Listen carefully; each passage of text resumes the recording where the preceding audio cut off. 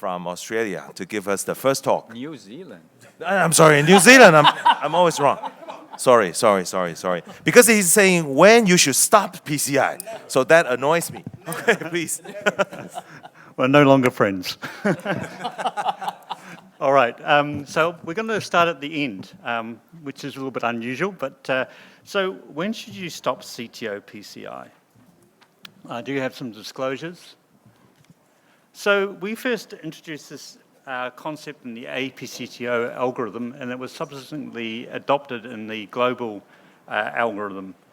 And so what was included is when should you consider stopping? And there was a lot of debate about this.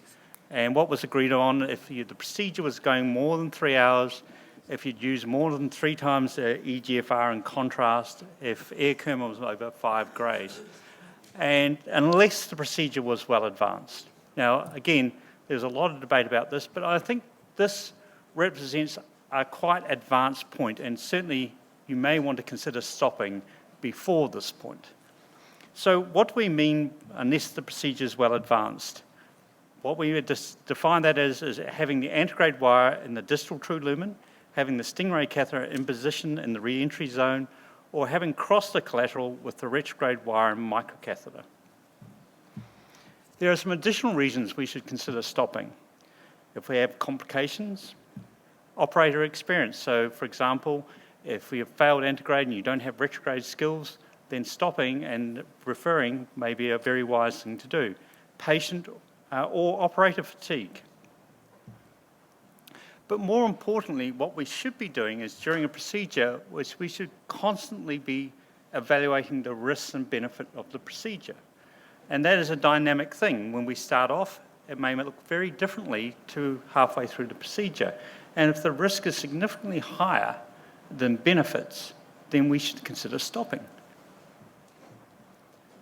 We have tools that tell us about our chance of success and the chance of risk from various scoring systems. And I actually quite like this scoring system from Progress CTO for antegrade wiring success. 14 variables, gives you a percentage of likelihood of success.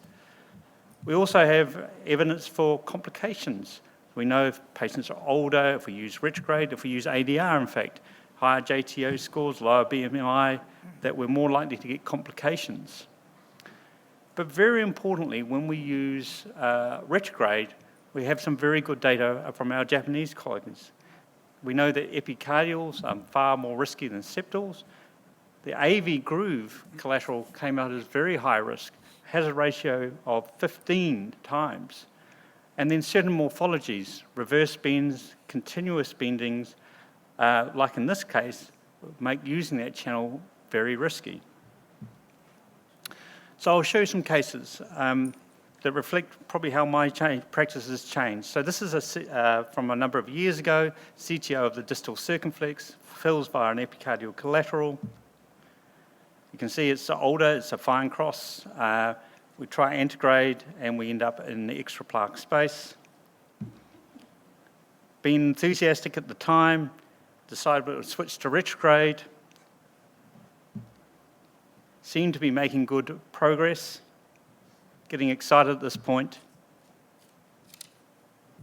Had difficulty advancing the microcatheter and perforation. So, I should never have done that, right? This was a small distal circumflex. Why did I undertake this with a very high risk collateral? It was a silly thing to do. Okay. Fortunately, that wasn't the result of the patient. We sealed it and the patient was okay, but it wasn't sensible. This is a more recent case, 47-year-old, stable angina, a much bigger circumflex territory. We start off with antegrade wiring. We make progress into the large first marginal, balloon dilate that. All going well. Start wiring the mid-circumflex, looking good at this point. And you can see now we seem to have missed the distal cap. So then we try to redirect the guide wire. And what's happened here is that we've now entered the distal vessel in the AV groove branch, but it looks like we've actually got extra plaque and then re-entered distally. And that if we actually progress by ballooning or stenting this, we'll exclude some major branches. So we don't want to do that. This is the retrograde. So there's a retrograde AV groove connection. It's explored it with a SU03, but the wire was going in funny places, side branches. But having learned from the years, at this point I stopped because undertaking a procedure with high risk didn't make sense. So we stopped at this point. We did an investment by ballooning proximally into that OM. This was 155 minutes, 2.5 gray, 210 mils of contrast, and planned for a second procedure in a couple of months. This is the second procedure, so RCA injection. And this is what you can see is the OM1 actually looks quite good. We can see much clearer in a very short pathway. We did 3D wiring and managed to cross relatively easily into the distal vessel. And actually, we just treated all of this with DEB. For those who are astute, would have seen that the actual repeat procedure was 6 months. And the reason for that is the patient disappeared and we couldn't find him and stopped taking all his medications. So we weren't very keen to put metal in. So there's a real balance, and we should be continuously evaluating that, and that risk-benefit equation should be a big part of deciding when to stop. Just a couple of words. Investment. Investment means very different things to different people. For me, what it means is we should be looking, when we stop and we think about doing another procedure, we should be looking at ways of how we can optimize things for that next procedure. That might be taking more views, so we understand the CTO better. It might be ballooning the proximal cap. It might be going down and ballooning across the distal cap. We've got a lot to learn about investment. There's some trials going on at the moment, which will help us define how to do this better. Proctoring. There's data, and the hybrid group were instrumental in promoting this, where we know that proctoring improves outcomes, improves success. So if you fail, then having a proctor help you with your next procedure makes a lot of sense.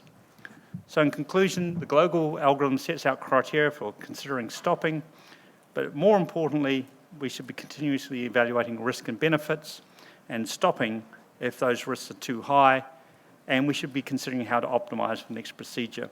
And if we don't have the skills, then we should consider proctoring and referral. Thank you. Thank you, Scott. We'll have the discussion after the first 4 talks. It's my honor to introduce Yuji Hamazaki.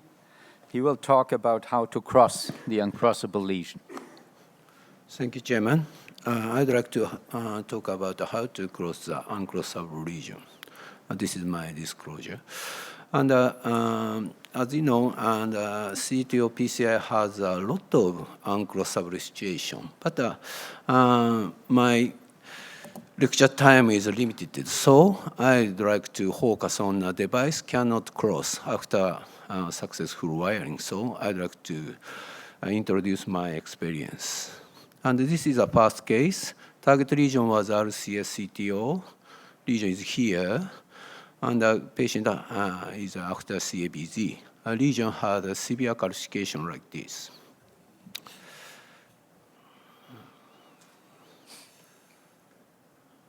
Guide wire could pass, but any device could not pass this part. Therefore, a lesion modification using a CTO wire with Crusade dual lumen catheter was attempted. Crusade was advanced, and Conquest Pro 12 was inserted through the OTW lumen of Crusade. And then a guide wire was smashed against this lesion. This is a gentle manner. And smashed again.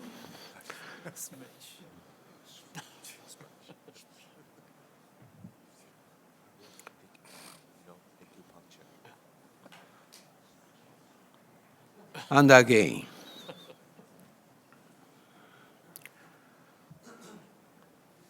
I performed a lot of time.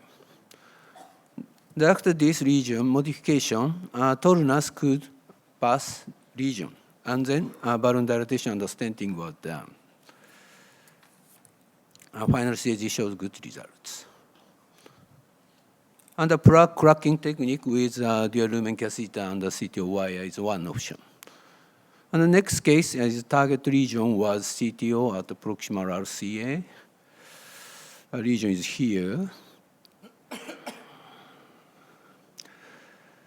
After antegrade wire failed, retrograde approach was used.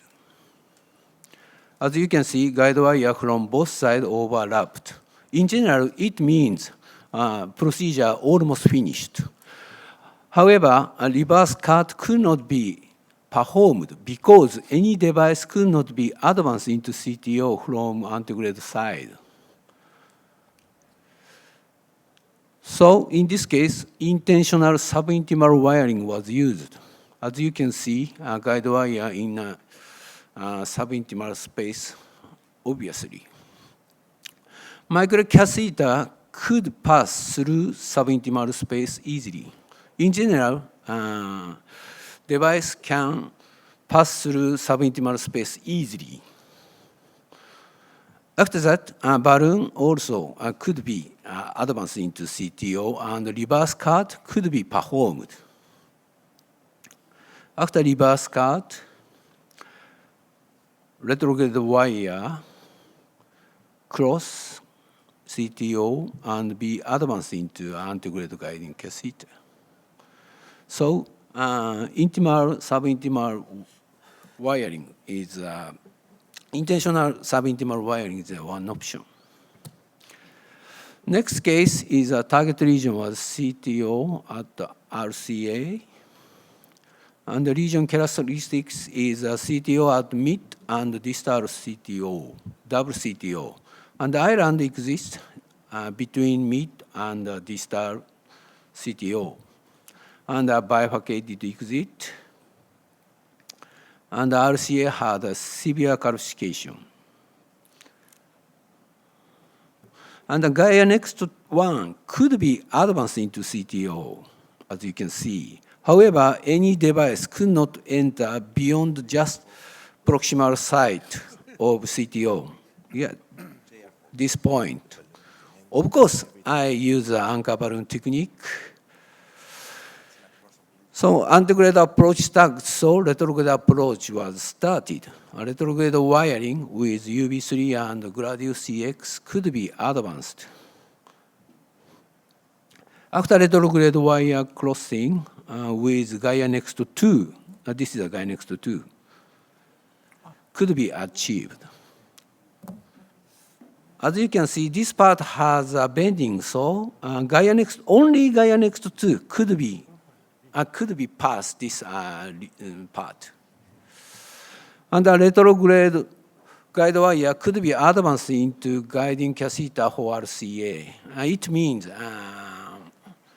procedure almost finished in general. However, any microcatheter could not pass from the retrograde side. Of course, I use a trapping technique in the antegrade guiding catheter.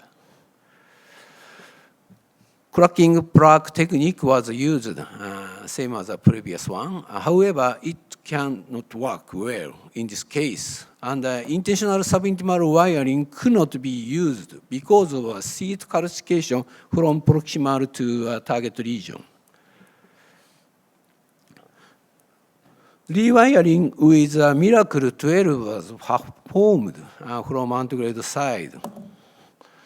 Antegrade guide wire route changed and Miracle 12 could advance toward the retrograde microcatheter. It looks like Miracle 12 touched tip of retrograde microcatheter. In RCA view, RA view, guide wire also looked good. It's time, I think it's time to rendezvous. So antegrade microcatheter was advanced as deep as possible, and antegrade guide wire was removed and exchanged to rotor wire drive floppy. Rotor wire could be advanced into retrograde microcatheter. Rotor wire could be pass CTO easily because rotor wire was only advanced through retrograde microcatheter. Rotabrator with 1.25 bar and 1.75 millibar was performed. After rotabrator, stenting was performed. Final CAG showed good results. So rendezvous technique with rotor wire drive is one option. So that's my conclusion. And device uncrossable lesion after successful guide wire crossing is not rare in CTO PCI. Following technique may be useful for uncrossable situation: a plug cracking technique and the intentional subintimal wiring and a rendezvous technique with rotor wire drive. Thank you for your attention. Thank you. Wonderful, wonderful presentation. So our next speaker is Dr. Maoto Habara from Toyohashi. He's going to talk about ambiguous proximal cap. Thank you. 動かない. Excuse me, no work. Can someone help? Activate the slides. Okay, thank you so much. My title is Ambiguous Proxima Cap. I will show one case of the RCA CTO of the proximal site. Can you see the CTO segment? That is some branches are there. But so this case, we cannot see the CTO entry. Where is the CTO entry? Anyway, the operator selected the guide next one and advanced it. And guide on next one go to this here and checks. Can you see? Already guide wire make the coronary perforation. This is a very risk of the ambiguous CTO entry. It is very difficult to puncture with a stiff wire when CTO entry is not confirmed by angiography. Therefore, it is important to confirm the CTO entry. This is a very, very important issue. This is the CTO algorithm using Dr. Yuji showed that when the proximal cap ambiguity are there, if there is a presence of the branch, it is better to check IVUS. This is our style. Of course, angiography is also very important with multiple Taiga cone and magnified projection. That is one issue. And recently, coronary and CT is also very useful to check the CTO entry. But during the PCI, IVUS is a very, very useful device. I will show one case. This is a circumflex CTO, and so there is no interventional collateral from the RCA. And like that. This circumflex is a CTO. And this is a still image. Where is the entry of the CTO? Here, here, here. Of course, we have a two branch. That's why, so IVUS guidance is very important. At first, we inserted that this big branch. I will show the IVUS. This is a big branch of this one. This means the CTO entry is not coming from this branch. That's why we insert it to the next branch, more distal one, this one. And that's, of course, this branch is too small, very small. But, yeah, 2 o'clock, we can see the entry of the CTO. And this is the image of the CTO entry. That's why, so here is a not CTO entry. Here, this point is a CTO entry. And the IVUS guided puncture was performed, and this is the IVUS marking. And Calvary and guy next one was failed. That's why so dual lumen catheter and guy next two could be closed. And this is the final angiogram. When there was some branches around the CTO entry, we should check both branches to confirm the CTO entry. And next case, this is a LAD. This is also entry is not confirmed. And the chip injection was performed to confirm, but we cannot see the channel. And IVUS. This is from the diagonal branch. 11 o'clock or 10 o'clock, you can see the branch. That is our CTO entry. And so this IVUS show maybe some channel are there in a CTO. Like that, here and here. That's why we selected XTR, and the XTR can negotiate it to the channel.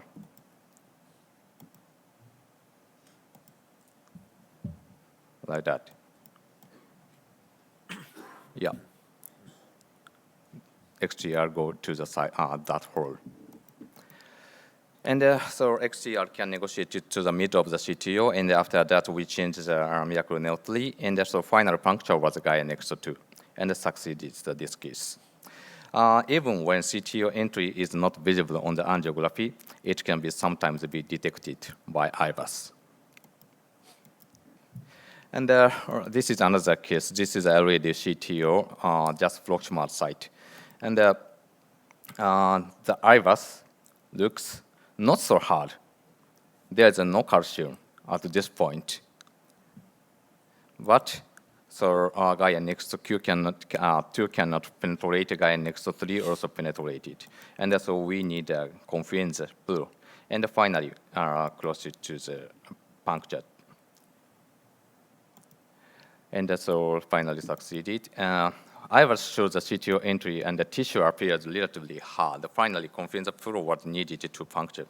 Of course, to get the CTO entry, not only the position of the IVUS vessel, not only, but also the plaque tissue is also informed by IVUS. That is also IVUS advantage to do that. And so another method to cross the proximal angularity is a retrograde approach. This is also LAD and 111 bifurcation. Guide wire easily go to the diagonal branch, but any device cannot penetrate to that one. And so one choice is a balloon dilatation at this point. But after balloon dilatation, it may be sometimes difficult to puncture to the vessel. That's why so this case has a retrograde option. And so primary retrograde approach to the this LAD branch. And Gaia next one easily crossed from the retrograde. Of course, IVUS confirmation is very important. And this is already wide wire, and go easily into the lumen. This is one method to cross the lesion. And the retrograde approach is also useful when the proximal cap angularity. And of course, base technique is also one technique. This is any other guide wire cannot insert to the RV branch. That's why we did our base technique with a knuckle guide wire. And chip detection ADR was performed finally, and closed. And so this is yesterday's case. I did Toyohashi Heart Center for the live demonstration. And this is also ambiguous cap. That's why we checked the IVUS. IVUS guided wiring. We use the 8 French guiding catheter, and one wire is the IVUS, and wire is a double lumen catheter. And the confidence is punctured, but the confidence cannot rotate to the white arrows course. And we changed the corsair, but corsair cannot penetrate to the CTO entry. That's why I tried with the Gaia Next 3. And the Gaia Next 3 can go rotated to the LAD vessel cross. And so we can change the double lumen catheter to Corsair and the Gaia next to 3 to penetrate to this branch. And after that, double lumen catheter and the Hsien guide wire closer to the LAD. And this is the final procedure of the yesterday's case. And this is the final slide. When the entry point of the CT or CTO is ambiguous or blindly advancing the stiff guide wire can be the risk. That's why IVUS is sometimes very useful, and so direct crossing or retrograde is one choice. And move the cap and it's one choice, but also do that we need an ADR or a retrograde procedure. Thank you for your attention. Thank you, Dr. Habara, for this very nice illustrations of the IVUS guidance and sharing your yesterday's result. We were all eager, those who saw the case. So we finished the first part with Jung-Kyu Han, preparing the second attempt for previous failed CTO PCI. Good afternoon. I am Dr. Jung-Kyu Han from Hsien-Li Hospital. When is the best timing for the CTO retrial? Resolution of hematoma and vascular healing takes some time, so we need to defer the second reattempt for the time being. But if we defer the case for too long, the tissue proliferation and fibrosis happens, there will be obstacles to a reattempt. So suggested timing for reattempt PCI is to be between 60 to 90 days after failed PCI. And actually, we also, we interventionists need some time for mental recovery after failed CTO PCI. Why do we fail the CTO PCI? Because it's fundamentally CTO segment is hard, and CTO segment is quite easily calcified. But even though it's not calcified, the long-standing CTO tissue is replaced by collagen. So calcium and collagen hard tissue deflect the wire toward the outside of the vessel. So subintimal space, and finally failed the CTO PCI. So understanding and classifying the previous model failure should be the starting point of a successful reattempt. And here are common failure mode: failure to penetrate the proximal cap, and failure of reentry from subintimal space, and failure to negotiate the retrograde collateral, and failure to deliver equipment through after the successful wiring. So to advance the wire through the hard tissue, CTO tissue, and advance the device through the calcified and tortuous vessel, basically for successful reattempt, we need to get a greater support. So we need to frequently use amplitude guiding caster, anchor ballooning, and guide extension. And also we need to use advanced wire with more higher penetrating power and greater maneuverability. And also we need to use a sophisticated technique like parawire technique, AD, IVUS guidance, cast and reverse cut, and so on. So really key to the successful CTO reattempt is finding a new route. So if we take the same strategy, then we'll end up with the same failure. So to this end, we need to actively adopt the bidirectional approach. But the retrograde approach is sometimes not available, but still we need to find out a new route by detecting new resistance on our hand using tactile sensation, and sometimes we need to make a new puncture on different side of proximal cap. But this is not always easy, so of course we need to use advanced techniques, AD, reverse cut, IVUS guidance, and so on.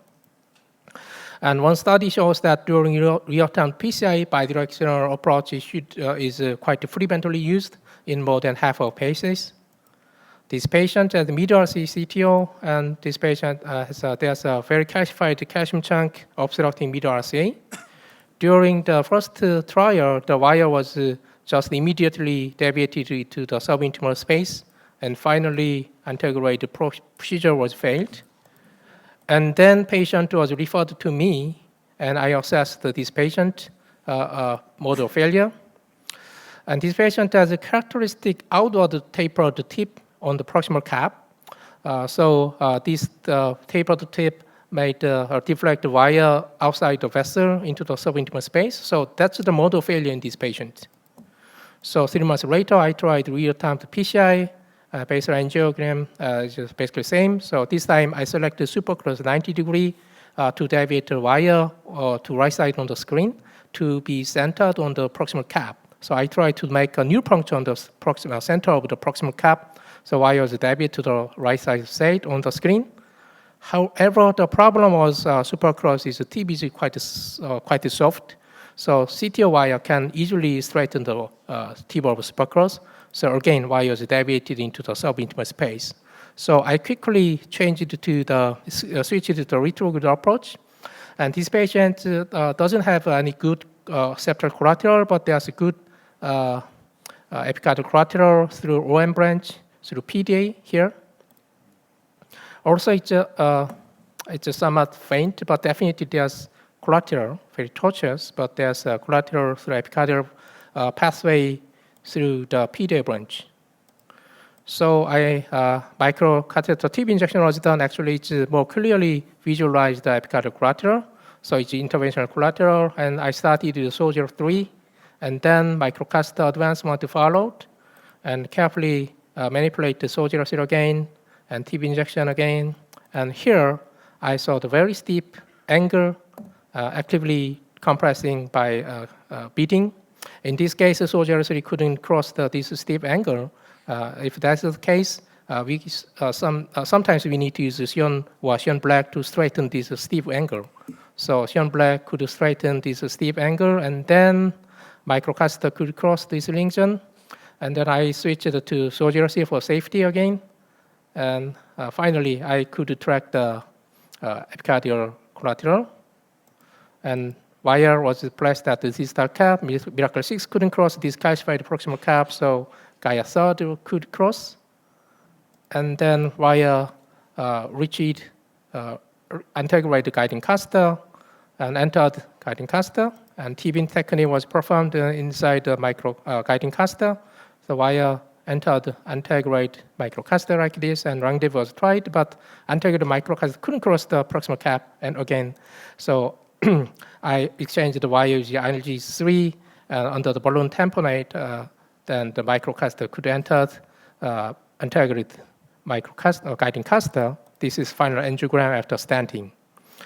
And this patient also has a proximal CTO, and this is bidirectional angiogram. And the patient has very interesting and characteristic collateral from septal and epicardial and RV branch, and OM branch to the PR branch.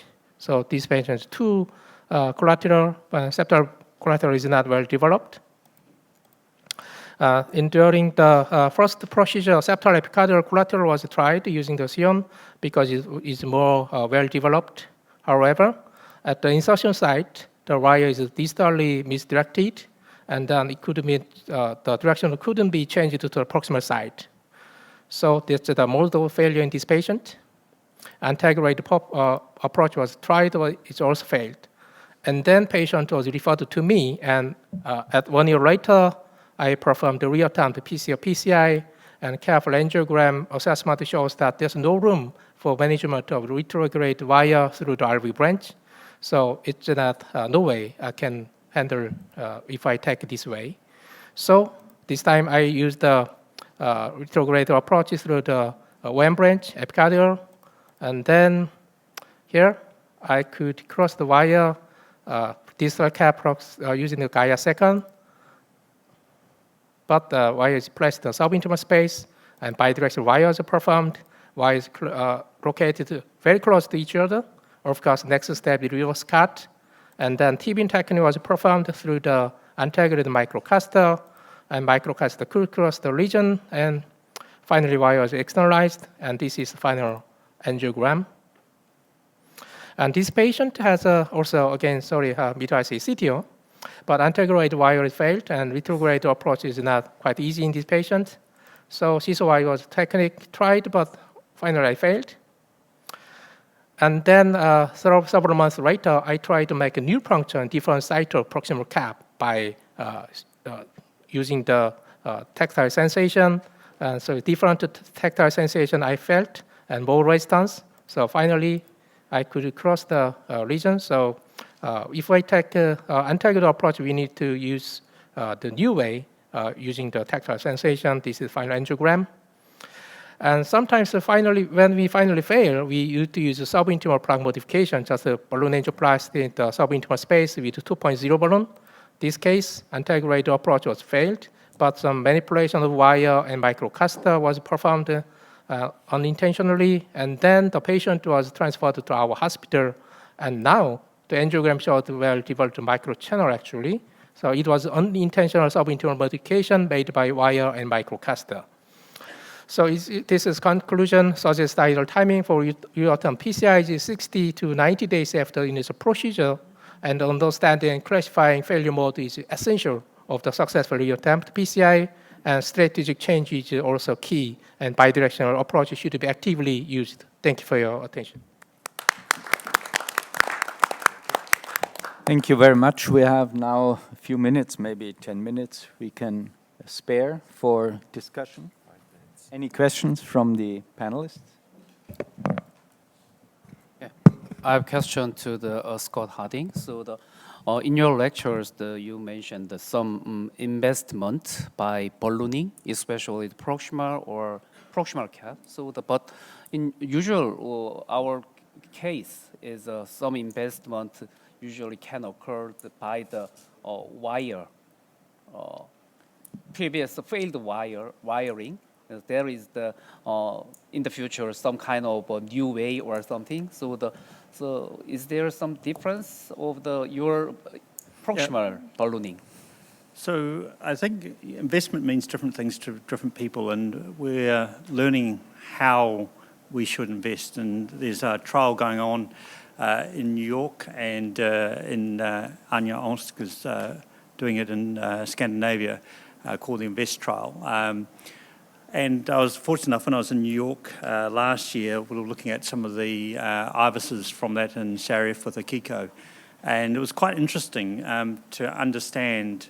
So in that trial, you not only balloon the proximal cap, but you balloon across the distal cap. So if you wire and your wire fails to enter the true lumen, then they balloon and bring people back. And it was quite interesting seeing what the result was. And there were connections in quite a few cases.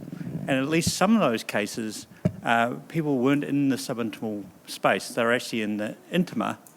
Didn't recognize they were in the intima. And when they ballooned, they had actually created a connection. In some cases, there was a subintimal path, and it somehow had reconnected, whether you had some fenestration or not.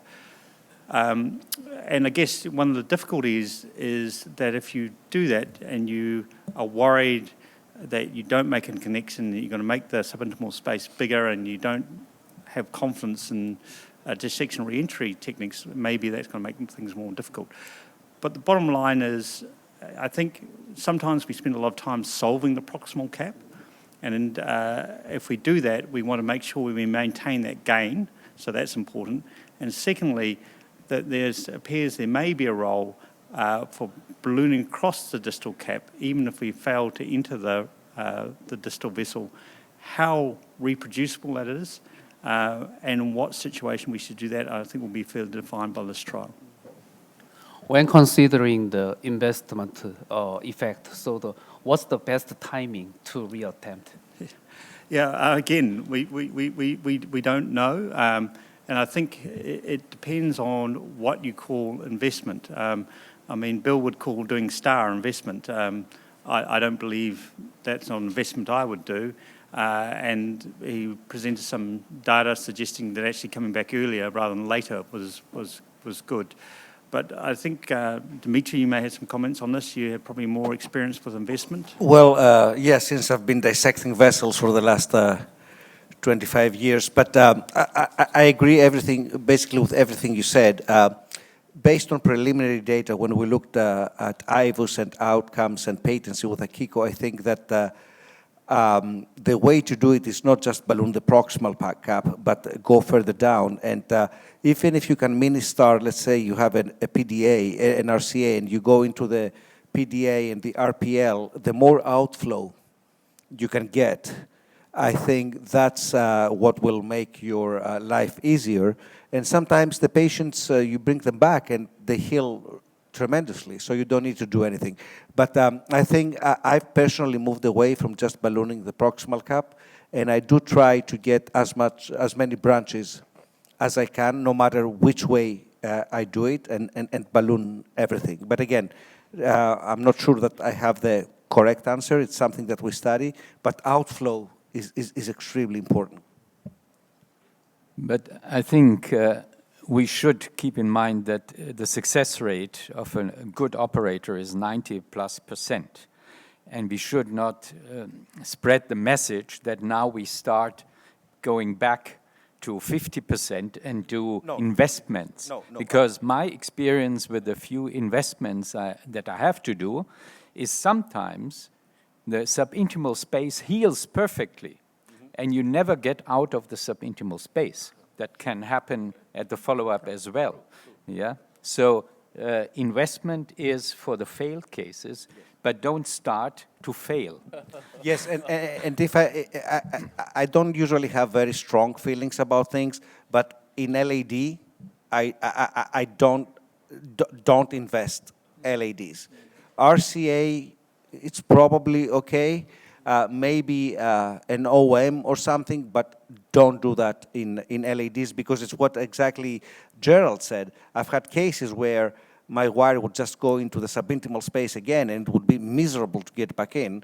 And the worst mistake you can make is to, against your best judgment, start putting stents, and you get a very nice, barrel-like looking open vessel, but you've chopped all the septals off, you chopped all the diags, and so on and so forth. So yeah, the investment thing is something to consider, but please, please, please don't do it in the LAD. I must say, I don't like the term investment. It's sort of a bit of a euphemism, really, isn't it? I mean, I think what we are talking about is we've got to a point where we're talking about we should stop the procedure at this time. Doing a 7-hour procedure, you should never be doing, right? You should be thinking of, okay, I'm going to stop, and then you should be thinking, how can I optimize this for the next case? And that will vary between cases.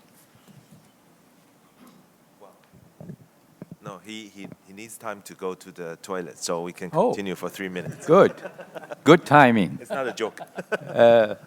Any questions to those who are still there? Dr. Lee. Yeah, can I ask a question to Dr. Hamazaki? In terms of the device uncrossable lesion, can we do, or do you ever do a rotablation to modify the proximal CTO cap before moving on? You mean if you are subintimal or intimal? No matter. Of course, lesion has enough margin, and rotablator is one option. But it depends on margin. Yeah. And rotawire cannot advance to enough position. Rotablator cannot be performed. So it depends on margin. So, yeah. We've seen cases where the operator cut short the proximal tip, right? Yeah. I'm not I'm a gentleman, so I don't want to. Okay, interesting. And also, I think for Maoto's talk, do you think that the CT in the future will help to remove some of these ambiguity? Yeah, of course. CT is even now very useful, but also real-time cardiac CT is known. That's why in near future, cardiac CT shows collaborate to the angiography, and so if it is indicates CTO entry, it is very useful, I think. Yeah. So I think our next speaker had done his job. So let's ask Dr. Dimitrios Karmpaliotis to start his talk. The talk is on successful wiring using fluoroscopy and IVUS. I don't know anything else. No, I don't see my talk here. Did you upload it? I did. I sent. No, we are still in the first part of the session. So first of all, I'd like to please. thank SJ and the moderators for the pleasure and the honor to be here today. I've been coming to Seoul for the last 6 years. Last year was the first time I missed. So I'm glad maybe to be you back. press 1555 on the top. Do I do what? On top. Move there's, your mouse to 1555. 1555 on the top. The mouse is not working. So please Someone help? activate the next part of this 이거 session. 화면 좀 봐주실래요? Okay. Okay, so a lot of the things that I'm going to talk about have already been covered, but I guess it doesn't matter. It's not a big deal to have a little bit of a repetition. I don't have any relevant disclosures to the talk. So first of all, a comment on the previous session. I saw that every speaker used the universal algorithm. We've been fighting chicken fights throughout the years about who's best or what's the best way to do things, but finally we've all agreed that there are a lot more things that unite us than divide us, so we all follow the global algorithm. Another issue that we've been debating for no good reason in hindsight is the use of IVUS. So the use of IVUS is paramount in CTO PCI and in every PCI actually. I IVUS 100% of my cases. So there are several reasons why to use IVUS, as you've seen in previous talks, to identify the proximal cap, to troubleshoot difficult reverse cart, to identify dissection planes in distal bifurcations and size stents after talking. I'm just going to focus on the first two ones. Actually, there's been a study here from Korea that shows that when you use intravascular imaging in CTO, you actually reduce the MACE. And since we don't have too many positive studies in CTO PCI, I'll take that and run very, very quickly. So proximal cap. Dual injections, LAD, short CTO. And again, experienced operators may say, I know where to puncture, but I'm not in the business of guessing. So I want to know exactly where I'm puncturing, because we saw in previous cases that sometimes, even if we're confident that we know where we are, actually we exit the vessel and we cause perforations. So wire is down the diag, and this is a pullback with the IVUS. It's a little bit of a long run, but bear with me so you can see actually the entry point of the CTO at around 5 o'clock. So we puncture, and then I always recheck with the IVUS to make sure that actually where I punctured is the right place. And I look at two things. One, obviously, that I'm in the structure of the vessel, as I am, and also see if I'm centrally so that I don't get into the subintimal space. But despite our best efforts, as we've shown, is that most of the time, no matter what our intention is, we get intraluminal or extra plaque and so on and so forth. So this is a case that despite puncturing carefully the proximal cap, I ended up being subintimal as I was advancing the wire. And then it was a short subintimal segment, so I did a stingray reentry. And this is the final result. And you can see actually that it's a very, very short subintimal track, because you can see septals coming out of the stented segment. Troubleshooting reverse card. So again, this is a cartoon. What happens is, especially long CTOs, this is a right coronary artery. We puncture the proximal cap, we get subintimal. We puncture the distal cap, retrograde, we get subintimal. And then that's in transverse. So in the middle, you can see what the intraplaque segment is, and where the two red or orange dots are the antegrade and the retrograde wire. And this is actually the ideal spot where the wires should be. We have 4 different options, and we've studied that, and we published it in JACC-CI a few years ago. When you have both wires in the subintimal space, that's the optimal chance for you to get the connection.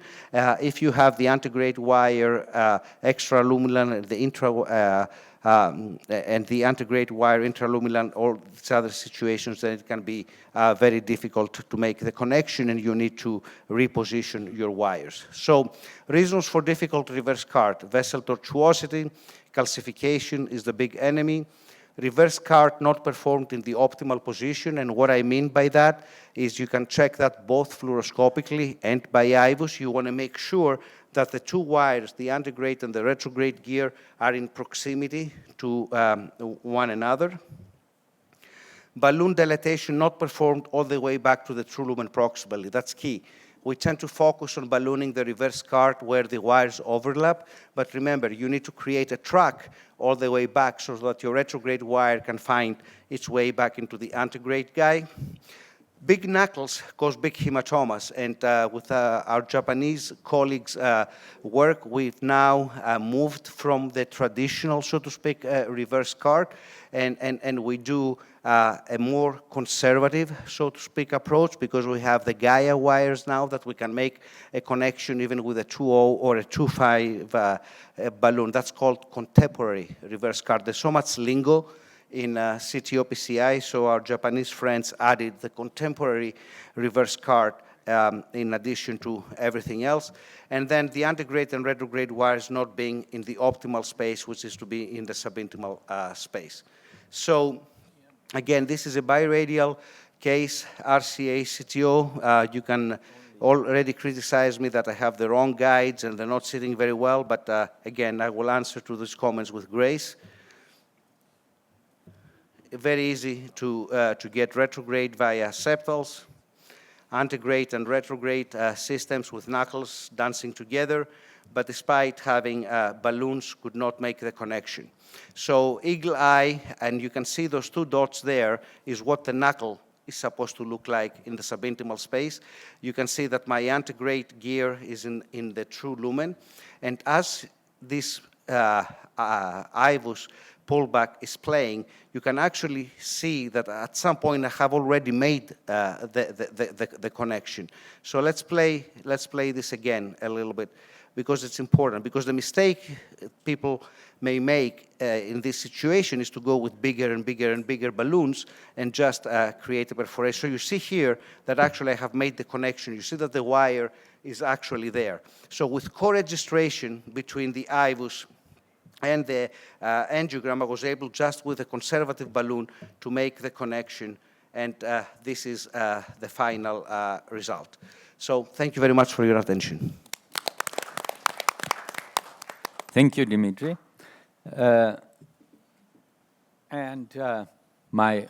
next speaker will be my co-chairman. He is talking about how to select and manage the retrograde collaterals. Okay, thank you, Gerald. Some of the management will probably be covered by a later topic. These are my disclosures. We all know that retrograde procedure is actually an integral part of the CTO PCI nowadays. And crossing the collateral is actually the key. From multiple registry and data, we can see that as long as we can track the channel and get into the distal true lumen, you are almost done in your case. But the question is which channel to choose. I think we get these questions a lot, and we get these advices a lot. People always say that choose the septals because they are safe. You can serve. If they are perforated, it's usually benign. But actually, it's not always the case. If you look at this report in the JACC intervention a couple of years ago, you see this is a case where they served the septal, creating some minor hematoma.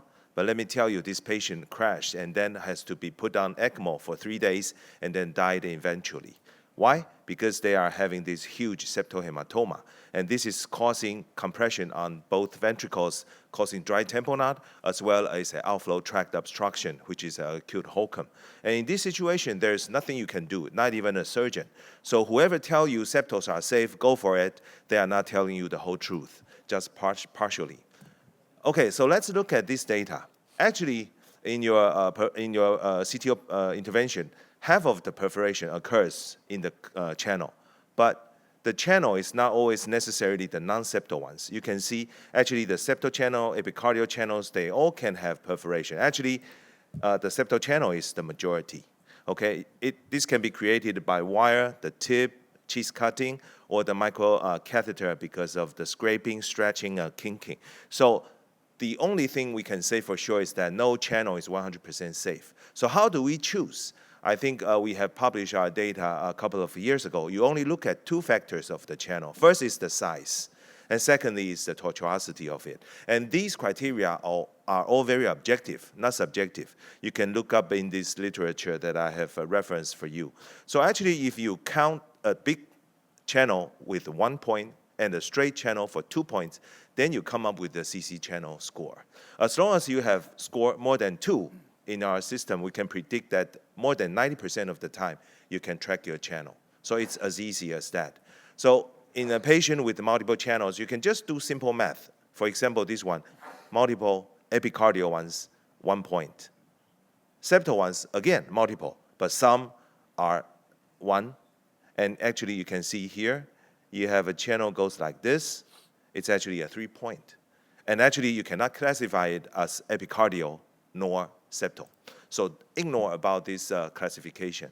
Of course, we have another channel scoring system, which is the JCTO system.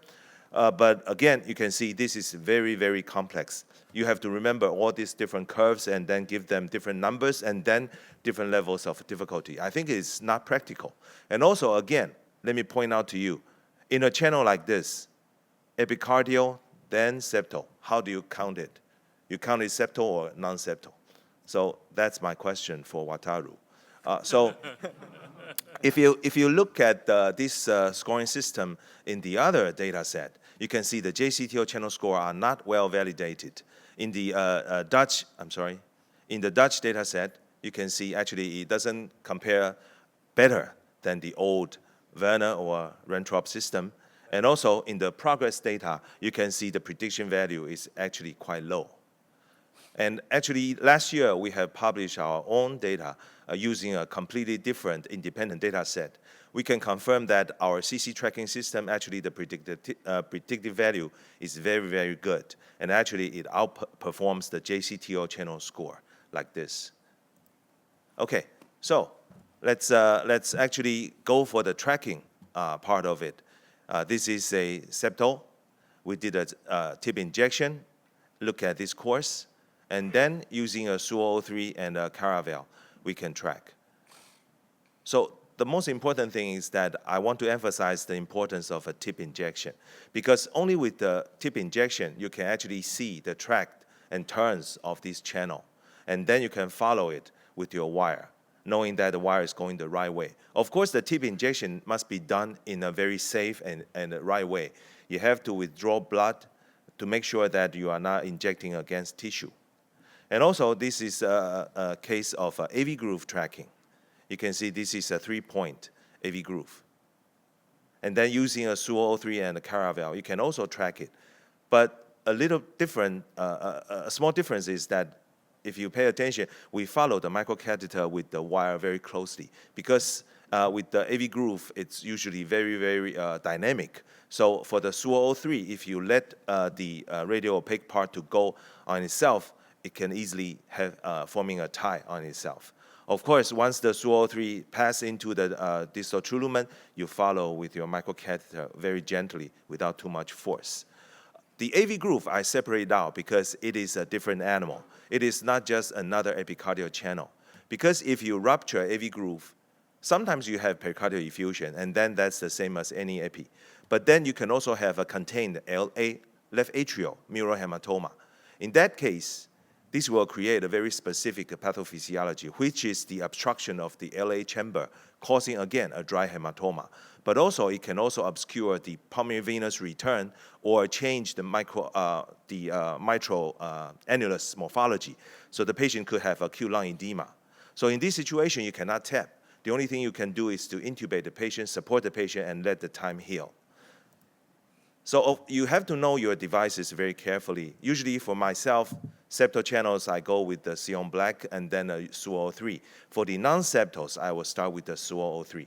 And of course, the microcatheter, you use very thin and flexible ones for the non-septals, such as the fine cross or Caravel.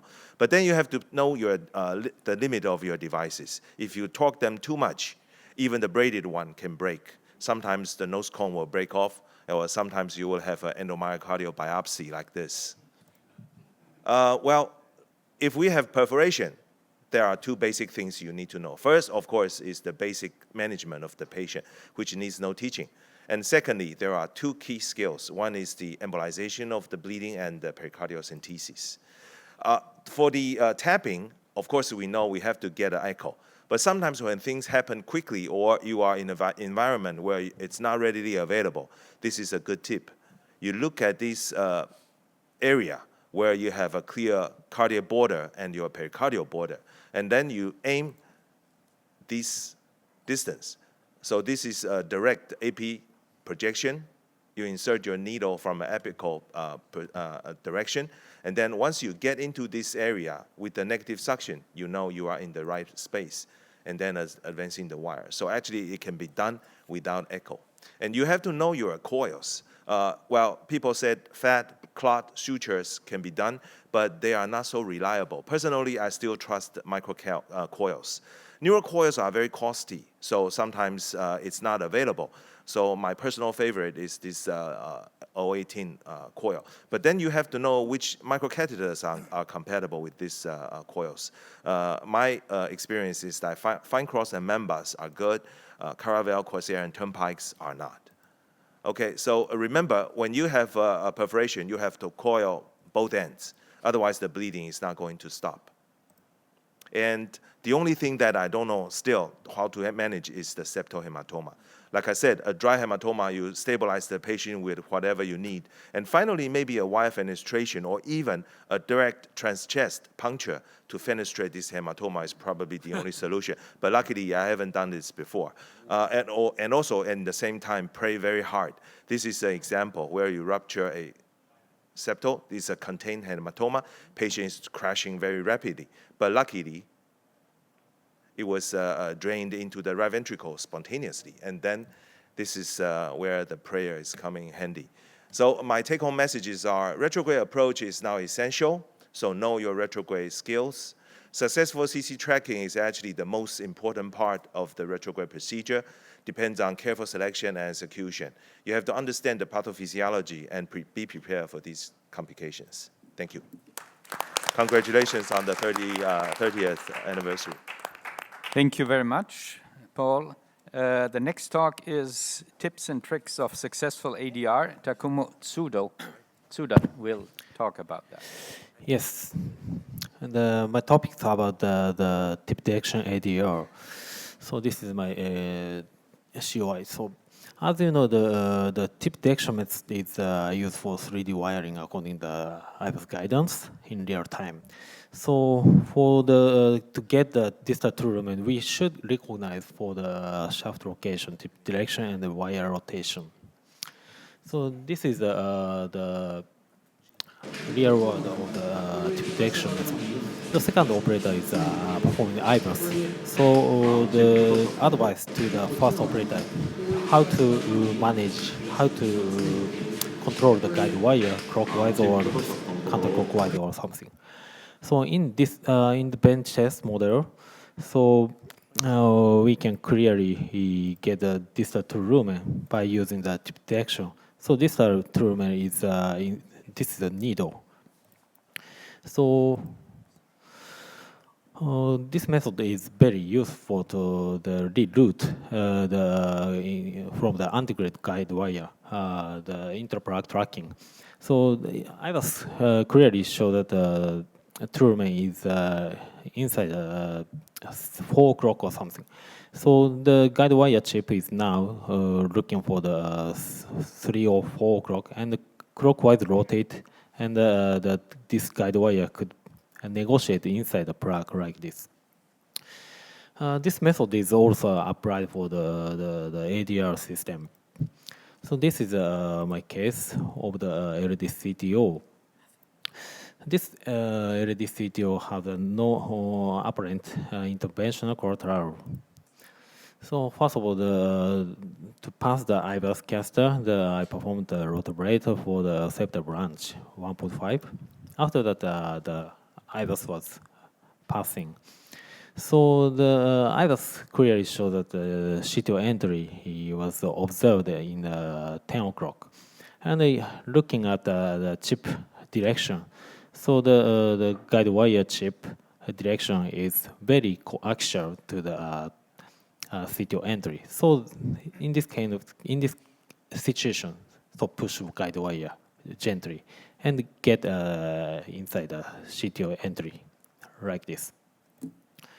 So, but unfortunately, this guide wire after the de-escalation with exterior is inside the subintimal space like this, and true lumen is clearly observed in 10 o'clock with a very narrowing.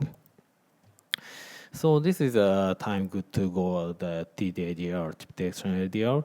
So as you know, the true lumen, distal true lumen is have some D shape, very complex with the subintimal space, but guide wire could navigate toward the distal true lumen. In this case, the guide wire is now looking for the 12 o'clock. So target is more left side, so that counterclockwise rotate. And finally, the guide wire could pass to get the distal true lumen like this. So after the guide wire navigation, so the Hsien black or Hsien is very easy to navigate the far distal after the microcatheter insertion by IVUS guidance. So this is the final angiography for this case. And this is a very interesting case with twice TDADR in one CTO. So CTO is circumflex. This is a shamer, but the antegrade wire was failed to get the XTR. So I performed the IVUS examination. So IVUS clearly show that the guide true lumen is inside 6 to the 7 o'clock at this time. But the IVUS also clearly show that why the antegrade guide wire was inside the subintimal space. So the CTO entry has a very, very tough calcification. So I tried several times to perform the interplaque tracking again, but it also failed. And also I cannot get this true lumen, just a bifurcation, top of the bifurcation. So that's why I performed the TDADR at the more distal side of the circumflex. And after that, negotiate to the soft guide wire. And after that, the reverse wire technique was performed to get the OM branch, but it also failed. So next option is one more time a TDADR for the OM branch. And my Miracle Neo 3 was navigated to the OM branch subintimal space like this. And after that, the guide wire was navigated CP12 ST. So I was clearly show that the 6 o'clock is in the true lumen, but very, very narrowing because of the subintimal space. But we can. So the guide wire now looking for the 6 or 7 o'clock. So finally the target is 7 or 8 o'clock. And finally this very, very hard stick guide wire can penetrate the distal true lumen like this. Like this. So after that, the blackout sign was confirmed by IVUS guidance and de-escalate to the Hsien blue. Finally successful to get the distal true lumen. And after that, the reverse wire technique was performed from this OM branch like this. And successfully they get this true lumen for the main branch also. And finally, the dekick ratio technique was performed in this case. So this case have a very informative. So at first the TDADR was failed at the top of the bifurcation because of the very severe calcification. So that's why I performed the TDADR a more distal side. But after getting the distal true lumen, the reverse wire technique was failed. So that's why I performed the TDADR again for the OM branch. So navigate the OM branch subintimal space and get distal true lumen. And after that, the reverse by technique was succeeded. So the puncture is very important in the TDADR. So six approach was considered front, lateral, back, and the right and left. So and also the every case have the possible to negotiate the distal true lumen front, lateral, back. But it depends on the situation and the case selection. So in my conclusion, the TDADR is a feasible technique and brings strong performance in integrated approach. However, the indication of the chip detection, especially in the ADR, is very, we have to care about it. Because of the large hematoma or dissection could be expanded for the very distal side. So that we have to consider retrograde approach more when the collateral channel is relatively easy case or the CTO distal end have the largest side branch. Thank you. Thank you, Dr. Tsuda, for a nice presentation. And our next speaker is Dr. Otsuji. He's going to talk about coronary perforation management. Please. Thank you, Chairman. I'm talking about the coronary perforation. The complication associated with the CTO procedure is one of the channel injury. It's the most often in the more than 7% in the target-based perforation, wire entrapment, duodenal trouble, etc. And when we look at the data from the Japanese CTO expert registry, in this registry, more than 5,000 patients entered, and the overall success rate, guide-wire success rate was more than 90%, and the worst success rate is in the rescue retrograde group. It's a very difficult case in the 84% success rate. So the complication rate, the coronary perforation was observed in 4% of the patient, especially in the retrograde approach, in the 7%. But cardiac tamponade was 0.4%. It's very rare complication in the CTO PCI. So I will show you the collateral channel perforation. And this is a septal channel perforation. And also you can see that this is epicardial channel perforation. And also this is a perforation of the RV channel here.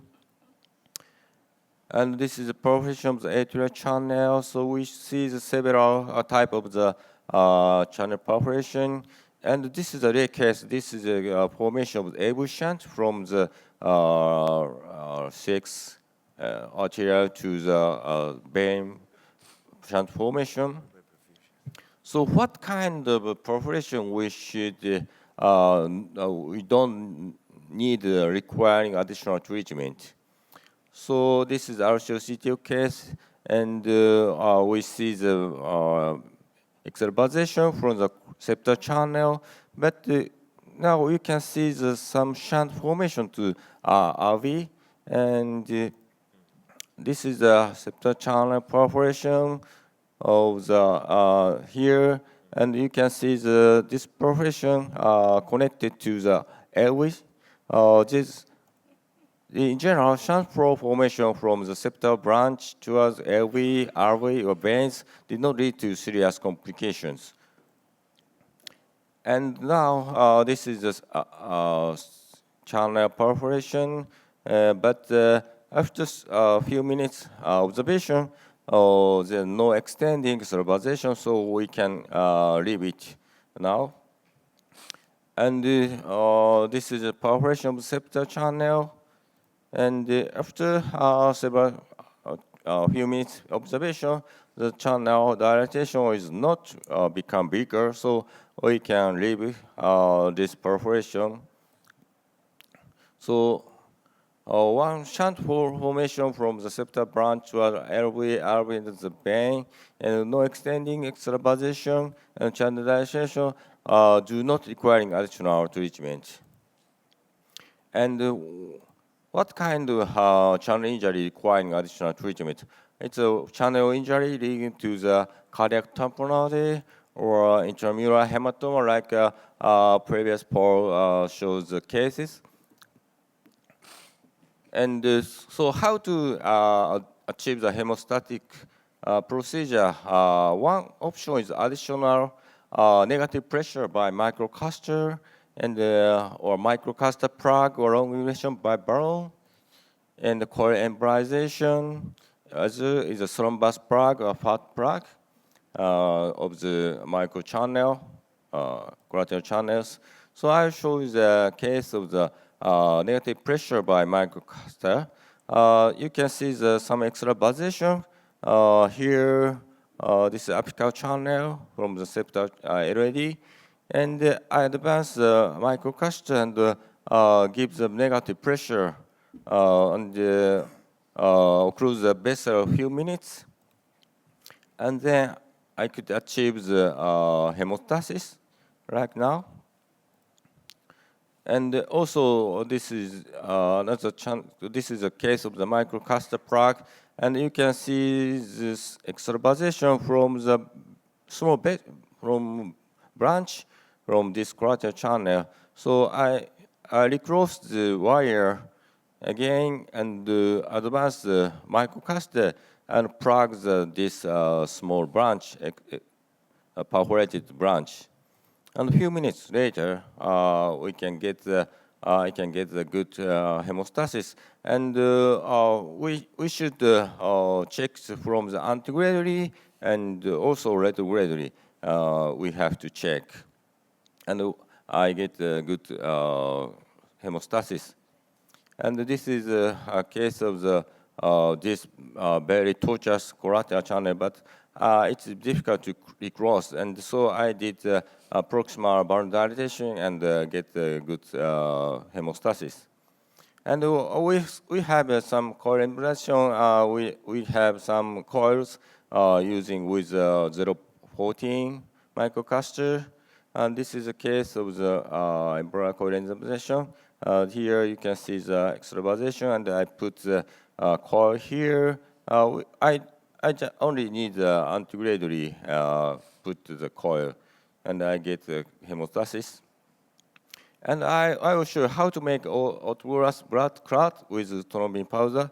Just mix the blood with thrombin powder and mix very well, and you can create the blood clot like this.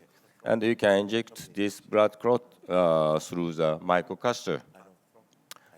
So this is not a CTO case, but I show you a case, and this is the final situation of the LED stenting. But you can see some extravasation of the distal diagonal branch, and but this is very small extravasation. I finished this case with this situation, but 3 hours later, the patient developed the cardiac tamponade. So I did pericardial synthesis and checks the antegrade flow, and the extravasation remains. So I injected the blood clot with a fine cross microcaster, and this is the final CAG. You can see I get good hemostasis, and now this is a 7 month follow-up.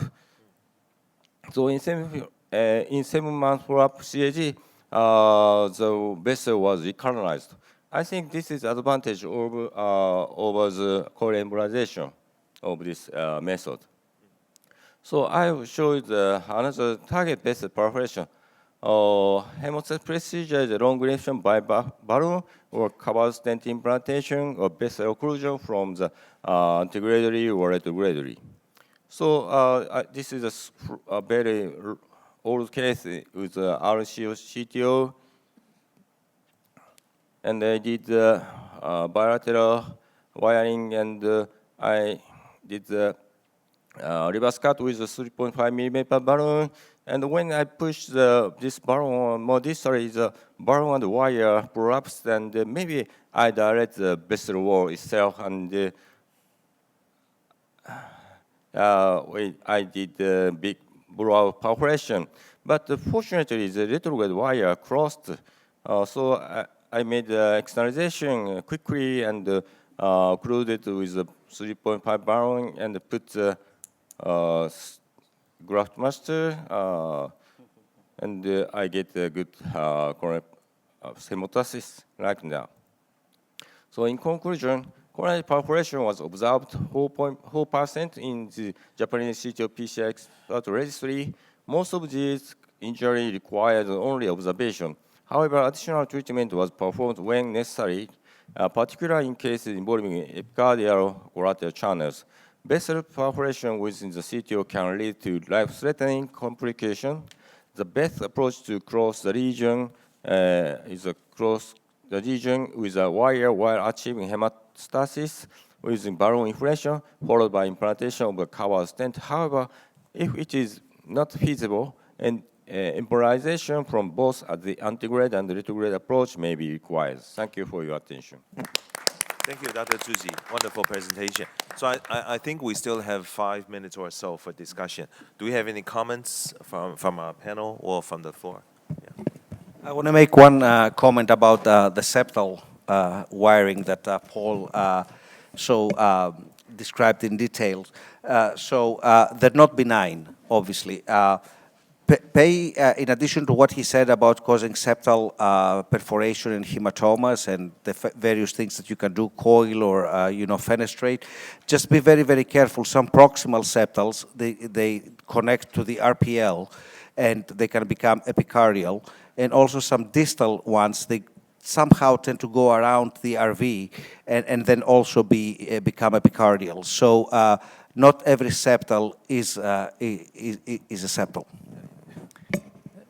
So, which is better, the coiling or the fenestration? The septal hematoma. We usually, in such cases, maybe we need an ECMO. But some papers show that after the 2 or 3 days follow-up, hematoma, the size is reducing. So at that time, so I think the coil embolization first and the ECMO, or the fenestration first. So I don't think that anybody has a final answer on that. Obviously, you're dealing with a crisis. The comment I want to make is once you implement a therapy, just make sure you understand that you're getting some other options off the table. So I've done coils, and it has worked, and I've done fenestration, it has worked, and I've done both, and it hasn't worked. So, but again, once you put coils, then you cannot fenestrate. So and when you fenestrate, you really have to fenestrate, not just with a wire.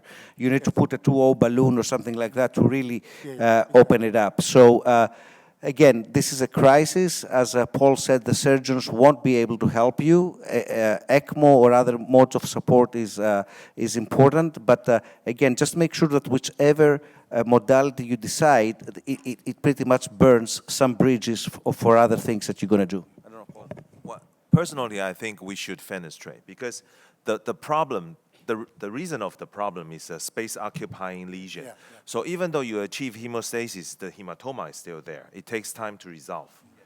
So I think with the support, yes, maybe we are lucky. But I think the really curative method is to fenestrate. And remember also that the septals have so many connections. So you think that you coil a feeder, but it's essentially, it's like a web, a network of things. So, yeah. Is it a no-risk occlusion? The hole? No risk of reocclusion of the hole? Yeah, I mean the penetration hole. Yeah, penetration can be done several ways. Endovascularly, you use a microcatheter and a wire to puncture sideways, right? Or the other thing is like I have drawn intuitively from the chest. You use a long needle through the chest wall, RV, and then septum. Of course, the hematoma is released, and then you end up with the RV hole. But then RV hole is easy to handle, right? You put in a pigtail in the pericardial space, the patient can be stabilized. That is my theory. I haven't done this before. Yeah, I have a comment. And I haven't done it through the chest. Yeah, if we would do the his penetration just after the PCI, it's very safe. But maybe a few hours later, we know the intramural hematoma. So maybe the thrombus formation in the hematoma. So after that, if you penetrate to the airway, you may make a cerebral infarction. So it's a very complex complication. So maybe I don't want to do the penetration after few hours. It may sound arrogant what I say, but I do a lot of retrograde procedures, and I don't have these complications because I put myself a limit. First, almost only suo, or always suo for the epicardials. If it doesn't work, it doesn't work. I give up. And even for the septals, I think the most damage is always done by the microcatheter, not by the wire. So for me, there is only one catheter, that is the Caravel.